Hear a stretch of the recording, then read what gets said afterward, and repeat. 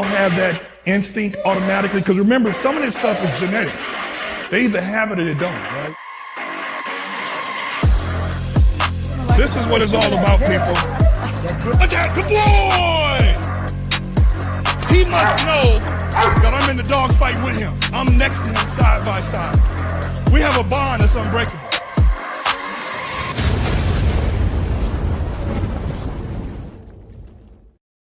Live now.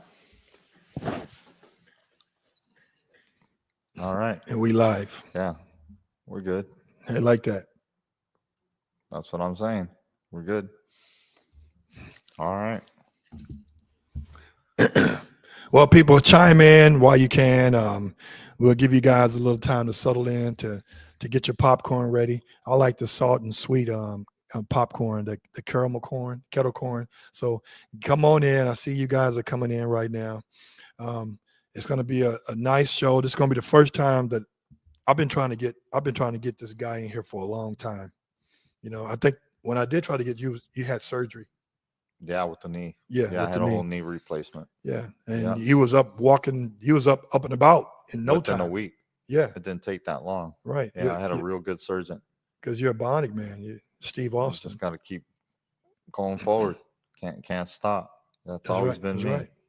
So, people, I got my friend here, my brother. We was just talking how long we've been working with each other, and I want to I want to welcome to the show. Excuse me. Ooh, this is strong. What's that? H2, high quality H2O. I want to welcome to the show Al Benuelos. Al is not only a friend of mine, a person I trust, but he's very, very candid and blunt about the dogs that I present to him for training. Some work out and some don't. Yeah, it's right? Just like anything else. It's part of nature. So before we get into the history of Gerald and Al and Gerald, I want to say you have an impeccable resume when it comes to working with these animals. I always thought it was beautiful that, you know, you can have a dog to do something just by your words. You know, just controlling them with your words, and sometimes just with motions.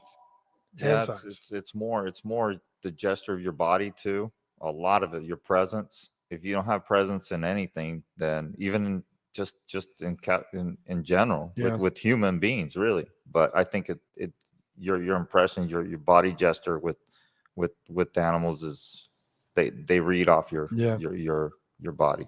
And one of the things I've become a little miniature expert in, and I'm just going to say me, is that I've been really good at getting these dogs bark on command.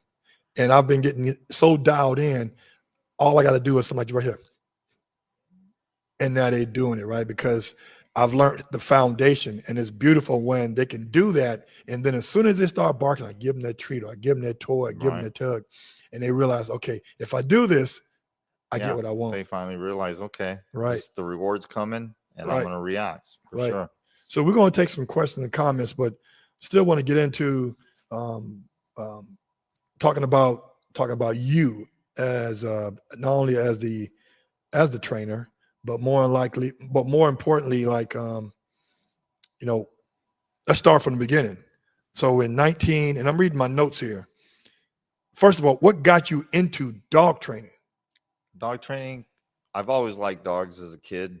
I started out with the German Shepherd dog, and then eventually I actually had a Doberman a red Doberman. And, you know, I was a teenager. I was like 15 or something like that, and just played with them. And the only thing with him, if he got out of my backyard and went to the front, I couldn't catch him. And I tried chasing him, but there's no contest trying to catch a Doberman. But anyways, he would leave, go about 2 blocks away, and then he'd come back home. One day he never came back. Wow. But someone grabbed him, and of course that was history. And that was what year? What year you think? 70s? I'd say 1980 or so. That's when the Doberman was getting popular because of that show. Somewhere around there. Yeah. Right? Yeah. The Doberman gang, for sure. So I see here, I made some notes. It says in 1989, you started in a is a club. Is it a club? It's called DVG. Yeah, the DVG club in What does that Montana. DVG stand for? Good question. It's the German Dog. working dog Yeah. federation Yeah. for all breeds. Actually, it's for an all breed organization. I remember for IGP, or it was Schützen back in the day. Yeah, I remember that I thought about joining that club before I joined Schützen Club of America. Okay. Because this is during the time where Schützen Club of America, their website says GermanShepherd.com. German Shepherd, yeah. Yeah. So I was like, well, why saying that? Yeah. I think they changed it. But I remember DVG. I thought I might have joined, but I bought a scorebook that had DVG on it. Right. And with that scorebook, I can take that scorebook and compete in other clubs. Yeah. Yeah, you can compete pretty much in Right. any other club, but you can also do USA. You just had to get it stamped from USA. I remember that. So when you first joined DVG, the first dog you work with and the first dog you titled was an American Pit Bull, correct? American Bulldog. American Bulldog. Yeah, Okay. way different than a Pit Way Bull. different. Almost the same, but it doesn't have the terrier in them. As a matter of fact, when I told a guy named Gerald Rogers, he's a dog trainer out of Chicago. He was the first guy to title Giant Schnauzer, a black Giant Schnauzer. And I told him about you. He said, yeah, I remember him. He was the first guy to title the American Bulldog, right? That's what it is? American Bulldog. It is, American Bulldog. Yeah, so, but not only did Al get this dog title it was called Schützen back then. Yes. Not only did he get a Schützen 1, not only did he get a Schützen 2, but he got the highest title in the Schützen community, which is called a Schützen 3. Right. There's no Schützen 4. No. There's no Schützen 5. It's just Schützen 3. That was the top. So you was able to get a Schützen 3 on American Bulldog. Yeah, 2 of them. I did him and this. I bred his son, and I ended up putting a Schützen 3 on the son, and also I did a female as well, and I got a Schützen 1 on her. Now, why did you choose American Bulldogs?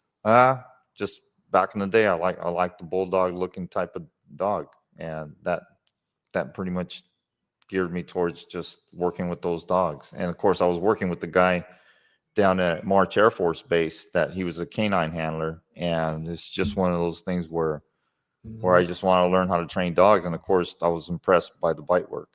That was mainly my main thing. Well, those dogs bite pretty hard, though. That's for sure.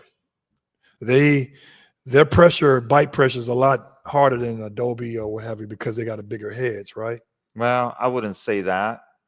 All in all, you get some good biting dogs in general, but yeah, they had a short muzzle, and the short muzzle kind of hindered their bite work too. But they have so much jaw strength that they put out equal power, just like any other regular German Shepherd.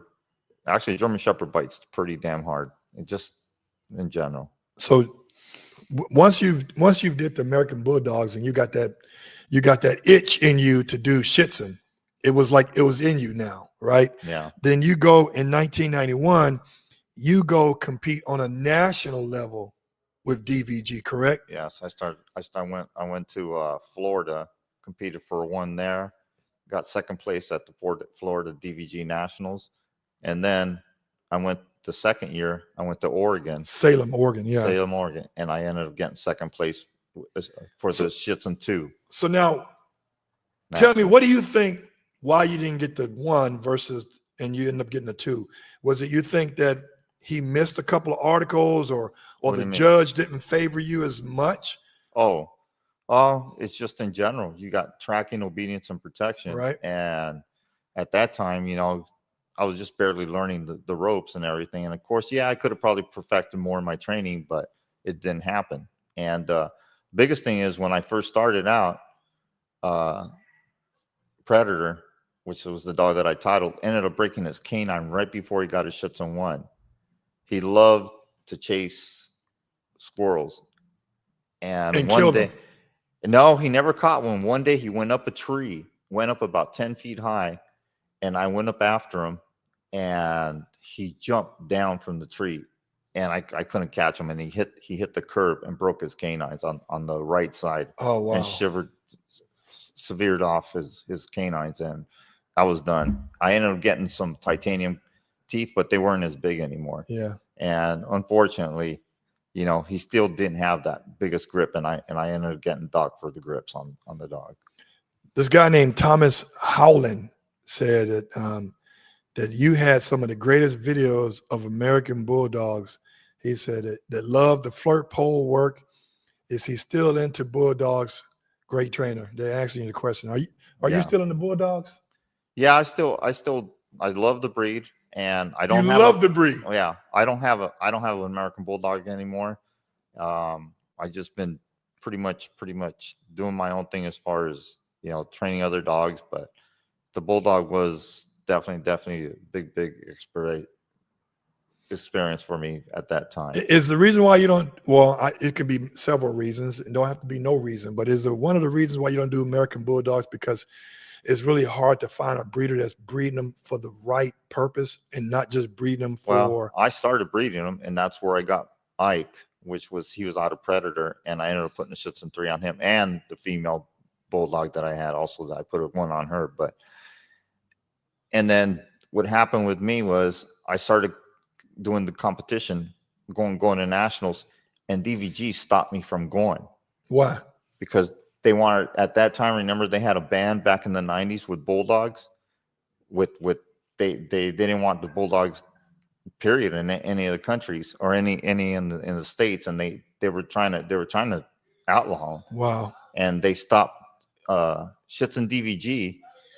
They pretty much stopped them working at one time, and I couldn't compete with them at the nationals, so I ended up getting a Malinois. Wow. I ended up getting a Malinois in I think it was in 1995 or so. We're going to get to that in a minute, but tell me about your experience of going to other countries to train with other trainers. Oh yeah. Well, like you went to go to Yorkshire. I started training with Howie Rodriguez, which got a dog from Yorkshire, and I was doing a lot of decoy work at that time. Right. And Howie wanted me to see how they were training his dog, because he was competing at a high level. He was doing nationals and all, and he ended up winning with Jerry. I forgot the kennel's name, but anyways, he ended up winning with Jerry. He took me to Germany just to see how his dog was being trained. That way I can pretty much proceed the training. And pretty much from there, I learned a lot from going to Germany. How long you stay over there? We stayed there 2 weeks. Wow. 2 weeks. It's a dog training every day. Oh yeah. Every single day training dogs. Yeah. And that's where I learned pretty much a lot of the basics from training, from doing retrieves to doing protection, tracking, obedience, you can name it. So you went to Germany in 95. Yeah. Right before OJ's trial. Yeah. Yeah. And then you end up getting this dog that even the brothers in the hood talk about. When they talk about somebody's dog, the dog speaks for itself. Yeah, Latat. Right? Yeah, hands down. They never talk about a pretty dog. They never talk about, oh, the dog is gorgeous, or he's tall. They're more, the brothers in the hood, they care about what's on the inside of the dog. Yeah, he had a lot of heart. He had a lot of heart. He had a lot of heart. So tell me about this Malinois that, first of all, he wasn't the Malinois that you had the opportunity to pick from other Malinois. Right. He was the only one left. He was the last one left. Yeah. Yeah. I went to San Diego. My friend was getting a Malinois from this guy. God, I can't think of his name right now. Anyways, we went down to San Diego, and I ended up getting a dog from this guy that was, obviously he was doing some really, really nice breedings. Gary DeHue. Gary DeHue. Yeah, we just talked about him. Yeah, Gary DeHue. And my friend actually, he was buying a female, and I go, hey, you got any Malinois puppies? He goes, yeah, I got Malinois puppies. And he had 2 females and 1 male. I got something in the back. And yeah, and he showed me them, and I said, well, I want a male, I don't want a female. So he brought out a rag, and he started playing with them, and I go, let me see it.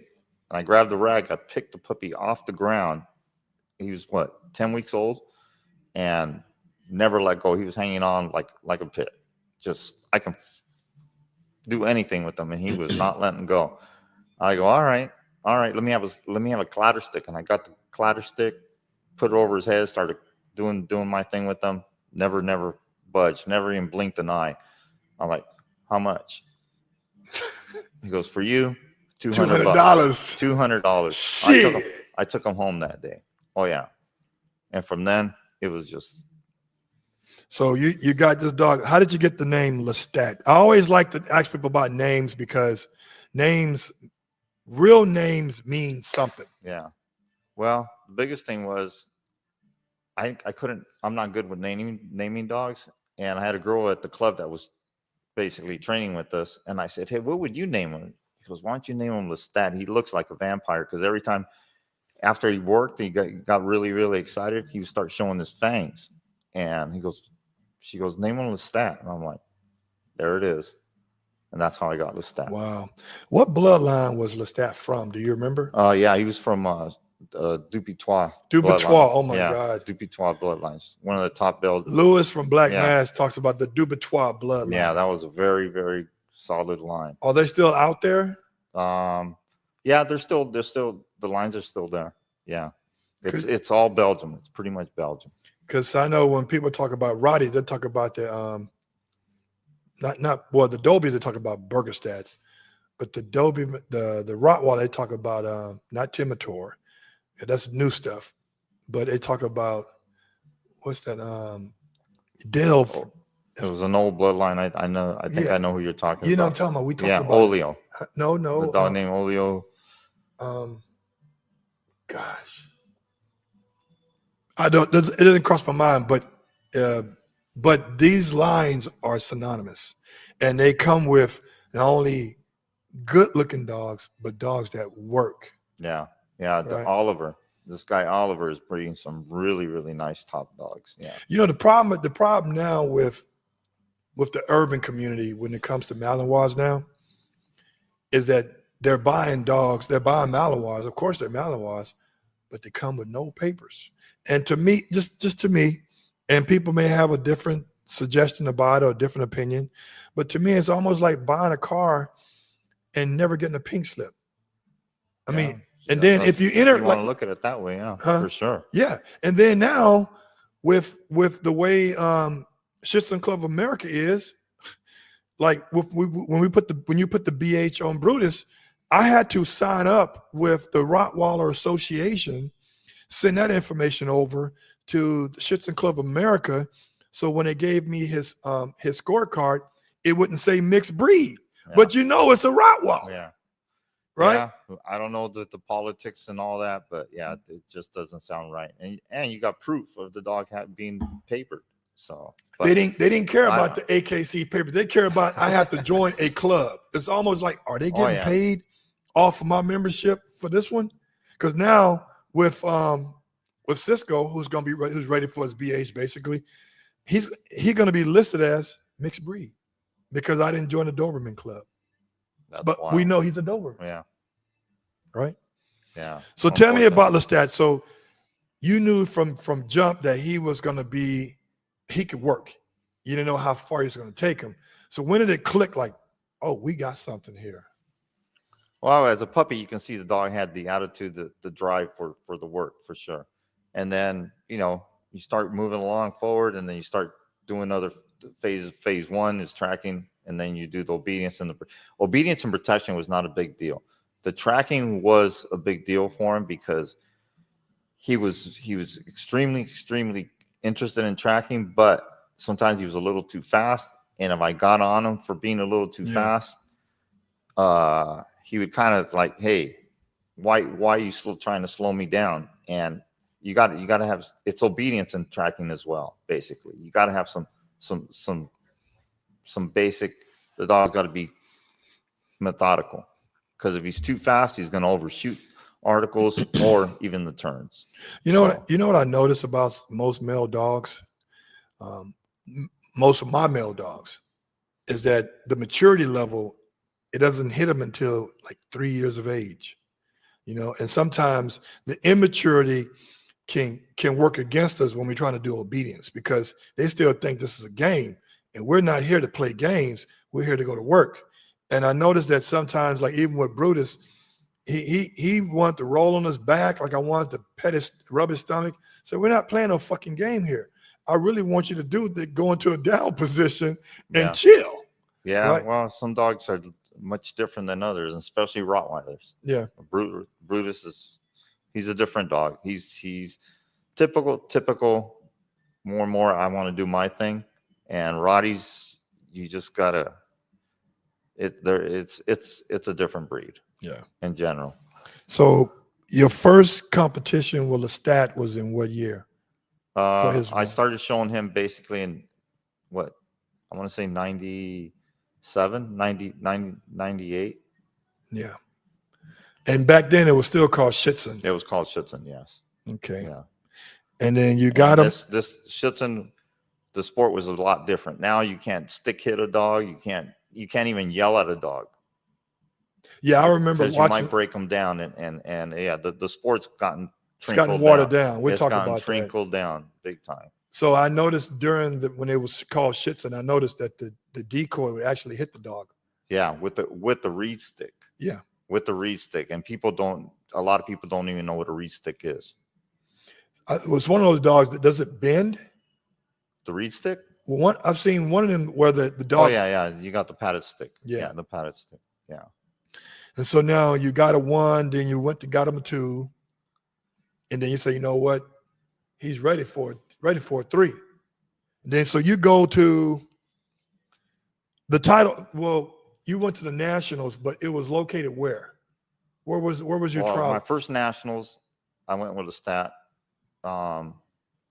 Was basic. Oh, it was in Colorado, and I ended up getting 93 in tracking, 95 in obedience, and 100 in protection. And you got second place or first? No, that year, the first year I showed him, I think I got 5th place at that national. Place. Yeah. So as long as you place, you're qualified to do nationals again. Yes. Okay. Yeah. And they got 1st through 5th place. Yes. Okay. And then the following year, you said, I'm going to do this again. And where was that at? The following year was in Reno, Nevada. Actually, it was going to be here in Sacramento, California, but they had a fallout there. And I was like, well, they're still gonna hold a nationals, so they ended up having it in Nevada. And that was in 99. 99. Yeah. And people are asking these questions before, so we can get familiar, so we won't be, so we can get familiar and get our memories going back. When I did my own handling for Alonzo, they would do tracking early in the morning. And then after tracking, then we do the obedience. And then after the obedience, probably after lunch, they do protection. Pretty much. Yeah, your local trials. Right. Yeah. In this case, they did protection first, and then you did obedience. Well, it depends what you draw, but usually it depends on how many dogs are entered, and you can either start doing obedience or tracking first the first day, and then you do the rest the second day or the third day, whatever how big how many dogs are in that national. But I did my first national. The national were in '99. I did my obedience and protection on Friday night. So when I went to talk to Wallace Payne this year, and Wallace knows you, he speaks highly of you. He was at that trial that day. I remember. And he said, when you got 100 in protection, it was cool. He said, when you got 100 in obedience, they were amped the fuck up. Like, oh, he may get 100 in tracking. Yeah. So they was hoping that you get 100 in tracking, but you got 100 in protection, 100 in obedience. First, I got obedience. I went up in obedience first, and then I went to protection. Second. And then tracking, you got a 91. Yeah, that was 91. The tracking, what happened was they didn't have no tracking fields in Reno, so they were using a place where they got some farmer to let them use their field, and they were plowing the fields every single day. When you went out there, you would sink in about a foot deep. Wow. And it was powdered. Basically, it wasn't even dirt fields. It was powder. It's making it really hard for the dogs to So track. yeah, they were inhaling a lot of the The powder dust. into their noses, and it was making it difficult. So yeah, Lestat had some issues with the corner, and he ended up getting a 91 for his tracking. And they was hoping that you get 100. Yeah, so was I, but now when you compete on that level, is there money involved? oh no, it's just sport. Okay. It's basically sport. Some people, yeah, it might be for breedings or whatever. You have a top level German Shepherd or what's so forth. But the Malinois never have. It's never been that at that aspect. There's not. It's an achievement. Yeah. Yeah. So Yeah. let me ask you this. So the sport has changed. We're talking about now IGP, but back then it was called Schützen. The sport has changed from Schützen to IPO to now IGP. Yes. And when I handled my own dog, shout out to Wolfgang Radar for helping me do it. I didn't think I can do it. I was nervous. But when I did it in 2014, it was called IPO. And the BH was hard for me because I never really did it. But then I had to take a written test before I did the BH. Sure. What scenarios have they cut or eliminated in the IGP sport now when you're getting a level 1 that was in IPO and Schützen? What did they take out now? Well, now they took out basically. Now it's pretty much on leash. Everything for your BH, you do everything on leash. The healing is all on leash. There's no more off leash. The only time you do the off leash is when you do the sit, the down, and a recall, and the long down. And a long down used to be pretty much 30 feet away. Now it's only 10 feet away, which is, hey, don't move, because you can be right on top of your dog. Pretty much that's what it comes. And remember, people, when you do the long down, there's another dog on the field doing their BH. Yeah, you got to honor the dog. Yeah, which is cool. Yeah, it should be that way. I remember when I went to a trial as a spectator, the guy had his dog in the long down, and the lady had her female Roddy on the field.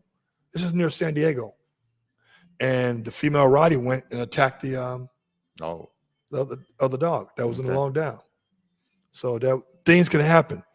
So once you had a IGP on Lestat, did you end up getting people who want to train under you? Who want to yeah, I've had a lot of people. I had some kids. Of course, everybody loves bite work, and I've trained several people to do protection for sure. Any of them that's still doing training now that you know of? Oh yeah, Mark Sacaccio. He ended up winning a national with the Malinois. And basically, I've had some. I had another guy when I was training, Gordon Hines. Yeah, I want to talk about Gordon. So I didn't know. I never met Gordon. Is Gordon still with us today? Like living? Yeah, he lives in Oregon. Okay, I never met Gordon, but he used to train with the brothers up there. He was training with OJ and Lewis when OJ and Lewis were together. Yeah, and of course up there in Stocker and La Brea, over there in the Baldwin Hills, that's the time to meet up and talk and train dogs, etc. Nice open field. And they was like, man, Gordon, he ain't training with us no more. He's gone, man. I was like, who the hell is Gordon? And then all of a sudden, and he did it low key. Nobody knew. He ended up training with you. And Gordon ended up winning not just regionals, but he ended up winning nationals. He won a nationals. Yeah, he won. At that time, it was called the North Americans. It was a big national. It was pretty much same thing, the national event. And he got the dog from the Netherlands. He was trained for KMPV work when we first got him. His grips, he bit. No question about it. This is a Shepherd now. It's a Malinois. Malinois, okay. This is a Malinois. And I think he was about, I want to say 15 months old when he got him.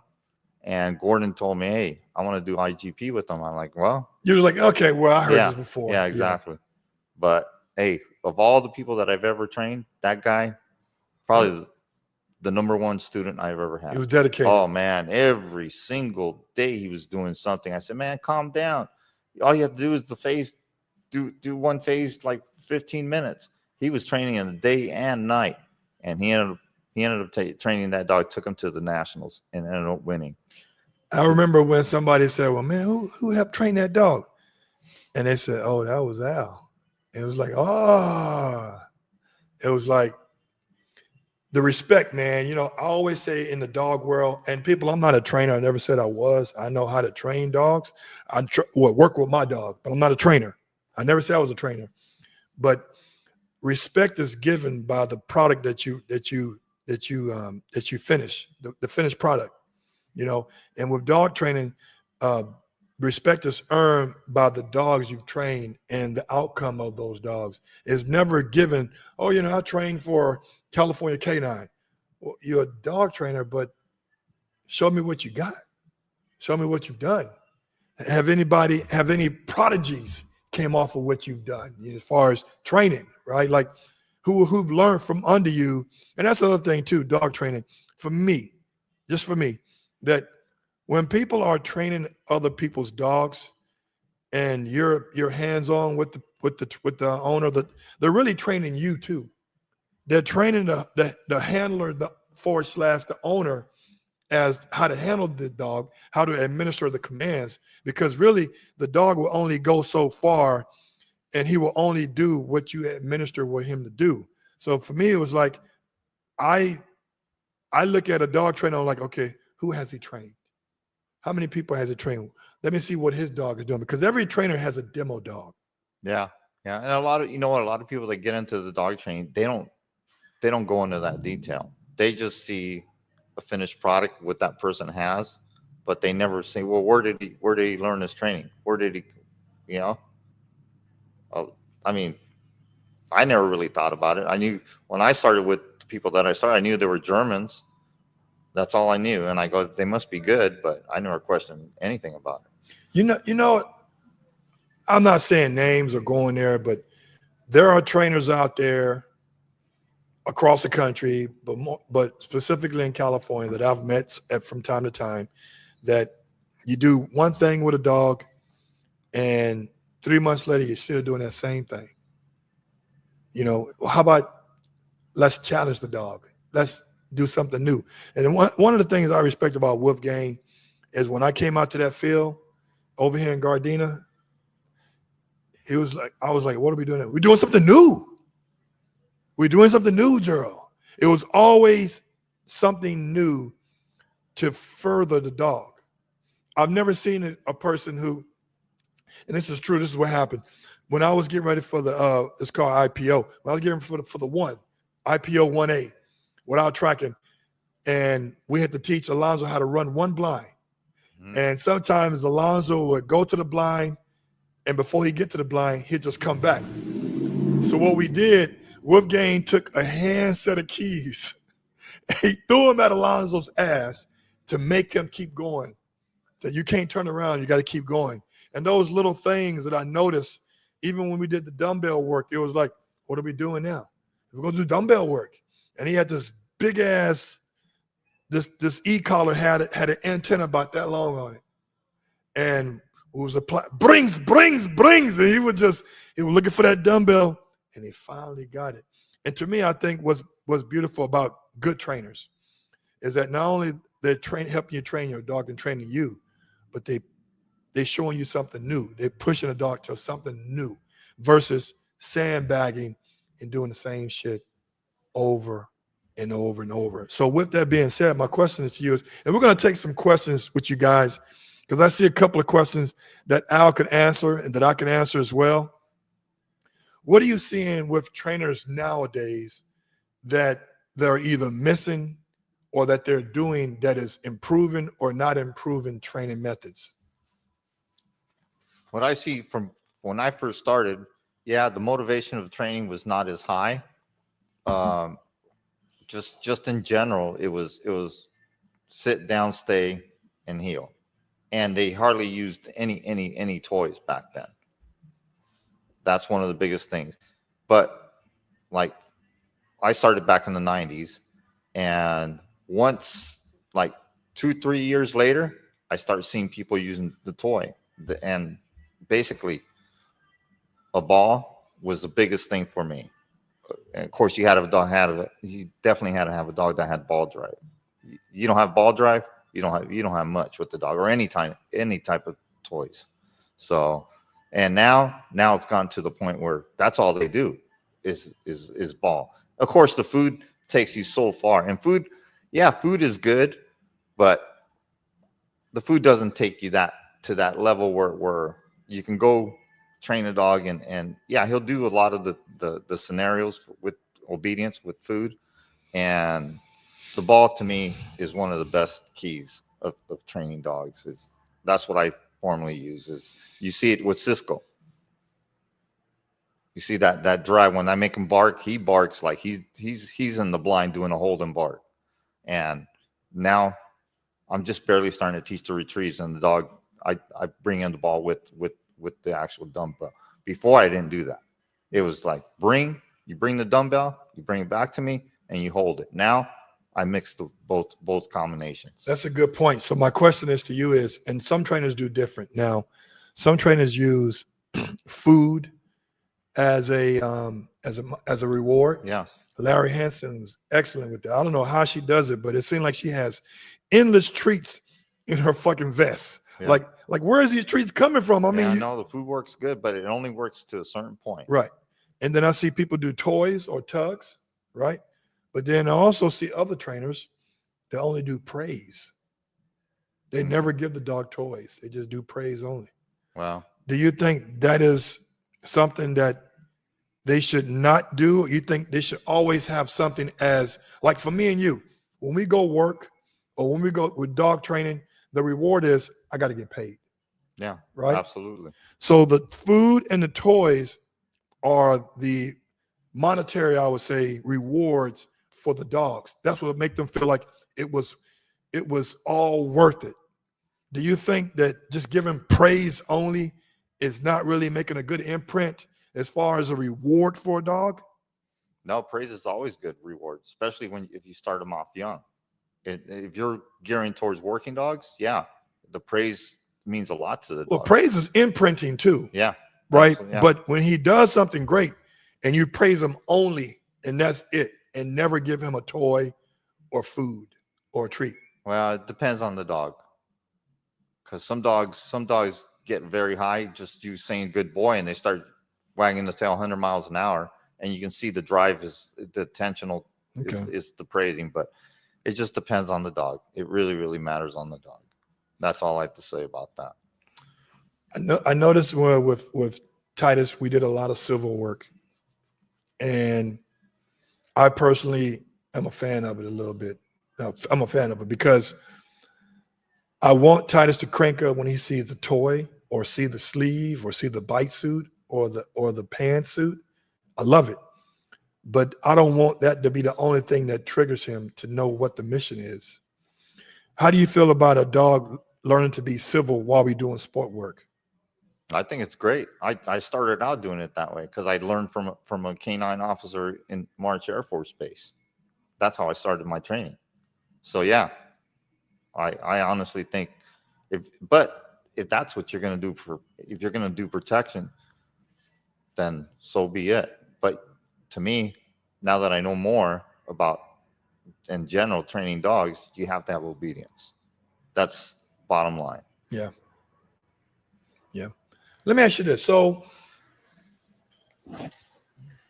speaking of training, what are and I noticed you was allowing me to do it because Al trains my dogs for me. He does a great job. And sometimes when I want to do something different just for either exposure, I have to run it through you first. So do you think table work is always good for a dog that you're training for sport work? And I'm talking about table work as far as agitation work. Oh no, it's protection. That's the bottom line. It is protection. You're doing table work. You're bringing aggression.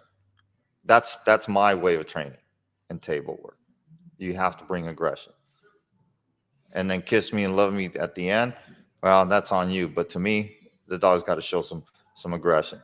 Now with nowadays sport work, a lot of it is shit because it's all play work. And to me, the dog has to be serious. But that's my personal feeling. That's why I make 100 points in protection. So how about this? Let's get back to the IGP world. What, and I don't know how we got off, but what did they take out as far as getting the IGP one that was in IPO and shits? And what scenarios did they take out? Like, didn't it take out the hurdle for dumbbell? Well, for the protection, they no more running the blind. You just go straight into the dog goes straight into the blind and does a guard, a holding bar, and no more that's in protection now. In obedience, there's no more dumbbell work really pretty much over the A-frame. The A-frame. Yeah. So they're making it where it's basically any dog. Well, most people can come join. They're promoting more and more people to come in. It's much more easier too. There's no more stick hits also in protection, which now you can bring out your little Chihuahua and go to town with them. Wow. So it's and ring sport. Hey, they're still using the stick, and you respect that. I respect that a lot because they're testing the dogs. They are truly testing the dogs still. So it is what it is now with the IGP. Shout out to my man Adrian Centeno, one of the best ring sport trainers out there in LA, and Larry Hansen too. I got to give love to all of them, all good people. Let me ask you this. Yeah, I train with a guy named Juan. Juan? I know. Shout out to Juan too. Juan's a hell of a dog trainer. Shout out to Juan. Juan still trains in Compton. He has the field on Friday. He uses it on the weekends, Fridays. Yeah, shout out to Juan. Oh yeah, Juan's he was ill for a minute, but he had a surgery or something. He also knee replacement. Everybody got knee replacement. Yeah, when we get old, man. Shout out to Juan. Motocross will do that. That's what did it to me. Shout out to Juan. How important or how discouraging to you is a dog being forgiving? Like case in point, I've seen some dogs do table work or do rag work or bite work, and then within 30 seconds, the decoy can come right there and just rub him on his head and pet him. How forgiving do you want a dog to be, if at all being forgiving? Well, how forgiving do you want to be? That's the main thing. If you want a dog that wants to be you want him to be a badass and you can't touch him, that's up on you. But it's also on the temperament of the dog as well. Right. You know, and it's just like anything else. Yeah, I like my dogs to be very social. But I've had dogs. I had a German Shepherd one time. This is as close as you can get to me. And what about that Roddy? Was not Jake, but the other one. Snake. Yeah. Snake. Yeah. Snake. Yeah. Same thing. You couldn't come close to him. And hey, it was my wife's dog, but otherwise nobody can come near him. And it's not a secure thing to have. He was serious business. Oh yeah. So hey, I want to run this, and then we're gonna take some questions. Do you remember when Bo attacked me out there when we was training? Oh yeah. Yeah, that surprised the hell out of me. That dog was. He's what I was telling you. How serious do you want your dog to be? And I told you. With me, he was good. I started him out. You gave him to me, and I had him on check, but he was still young. He's very, very he was like a year old. About a year and a half. Yeah. Maybe. And then I gave him back to you, and then you sent him back to Larry Hansen, and Larry Hansen was doing a phenomenal job with the dog. And to me, she did a better job than me as far as training. She's putting the dog in at Home Depot. I was like, what the hell are you doing? And she had the dog friendly as can be, but something triggered him at the end. Something just snapped. Well, he got to be 2 years old and it clicked. It was weird because we was out there training with people. This is when Bo attacked me the first time, And it was funny because Al was like, I can't believe this is happening. So I corrected him because we did the long down. You did a down. No, you did a sit. I did a sit, and then I was walking away. And he got up. And he got up again. You said, no, Gerald, fuck that. Put him back in the down position, Yeah, the sit position. put him in the sit position. And I corrected him with and the then prompt. He went up on your arm. Yeah, and he stiffened up. And I know he was loading up. I was like, why is he looking at me like this? And all of a sudden, he lunged at me and he bit me. And I'm like, if I didn't have my hoodie on, he would have ate it up. Yeah. The hoodie protected me. Yeah. That the arm. Yeah. And you're like looking at me, what do I do? And I'm like, and Al said, oh no. I go, hang on. And that's when I started walking up and I said, grab his leash and pick him up.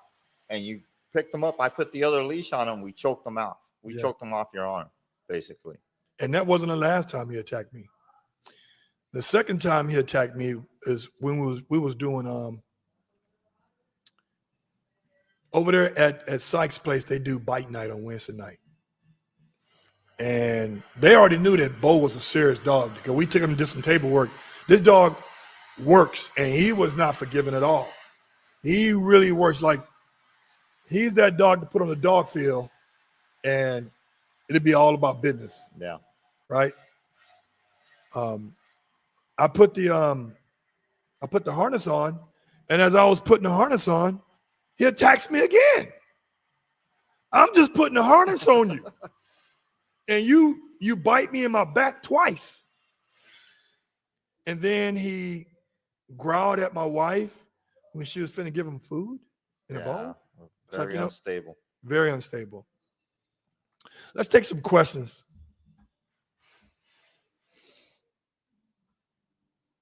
Thanks, Doug. Salute. Appreciate it, my man. Doug has always been a big supporter of our channel. Yep. Thanks, Doug. Let me see here. Okay, what his bulldog bully or standard? I don't know what that means. It's basically a bulldog standard. American bulldog standard was pretty much typical like a pit bull, but they were more and more heavier, bigger bone type of dog. Yeah. And Doug said this is because of KNPV style of breeding, crossing Malinois with Dutch and German Shepherds. You ever dealt with that before? People crossing those dogs over? Oh yeah. Yeah, they're pretty feisty breed. A Dutch Shepherd, Malinois cross. This is a good question, and I know this one. I'll let you answer it if you know it. Activated Dobermans wants to know what is the difference between ZTP and IPO. ZTP, well, ZTP is a breed test. It's basically you're going out to see where the dog's standard conformation is, and same thing with seeing the actual bite work. I think the ZTP is almost just as important as the IPO if you're trying to breed the dog as well. Yeah, it's more standard for the breeding. Yeah. And they do it for the Dobermans, they do it for the Malinois, they do it for the Shepherds, the Rottweilers. Yeah. They're measuring height. Yeah, they're checking to see if both testicles are dropped. The whole standard of the breed. The whole standard, the teeth, the gums, the color of the gums, the eye color, everything. IPO, they don't do all that checking. No, that's not a breed survey. Yeah. Activated Doberman says, why do you prefer IGP over ZTP? Well, I'm not preferring either or. It's just that an IGP is basically in essence, like I have a bachelor's degree for education, right?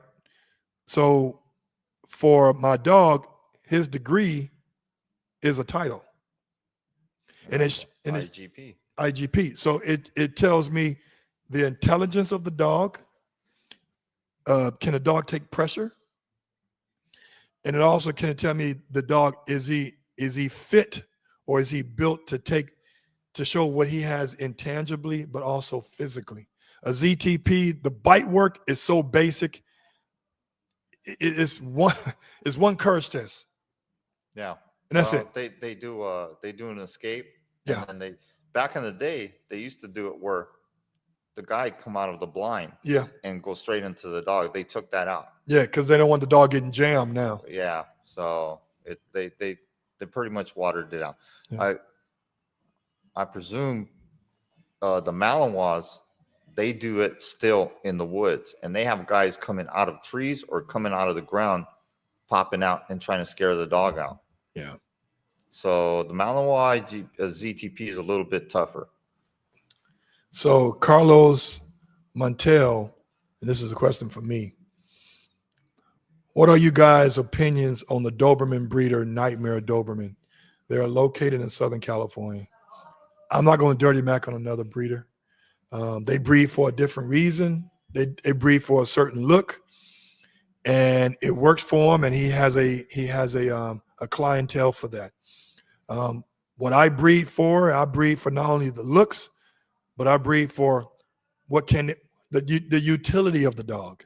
Can the dog work? Can he be a sport dog? Can he be a dog that does activities? I don't breed just for looks. There's a lot of nice looking dogs out there, and I bet you some of those very nice looking dogs are scared of their own shadow. Al, you know me, and you'll tell me, like, if that dog can't work, I get rid of the dog. Don't breed them. Don't breed him. I get rid of him because my name is on it. So we've taken those questions. So let me ask you a question. And getting back to training, has training Dobermans become more difficult, or are the Dobermans from back in your day much harder than the ones that are now? To be honest with you, I was never big on with training with Dobermans. When I first started, we had one Doberman at the club, and pretty nice dog. They got it from Europe, and that's the only dog I really got acquainted with was that dog. And at a year old, he was biting like a IGP dog. That actually the lady got offered. She took him to a specialty up in San Francisco, and they offered her like, I think it was like $30,000, and the dog was only like 15 months old. They should have took it. Oh, no, she would not sell that dog. Oh, that was her life. But that's how it goes sometimes, you know. Yes. And it was a damn good dog. He reminded me of Brody.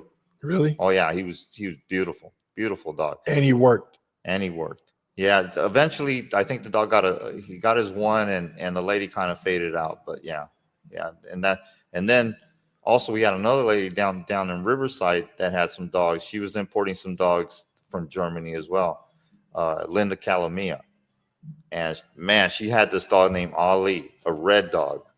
Ooh, he was hot. Oh man, he would take me down on the courage test. I couldn't catch him. He more likely I would go down pretty much every time I would catch the dog. He came like a freight train. So, people, this is where we end our podcast. But before we do, we got to give a shout out to Denise, who is one of Al's sponsors, and she actually provided the this is a training vest. Yeah, it's called Arak Outdoor Wear. So ARRAK Outdoor Wear, and get your stuff there. You can get your name embroidered and everything.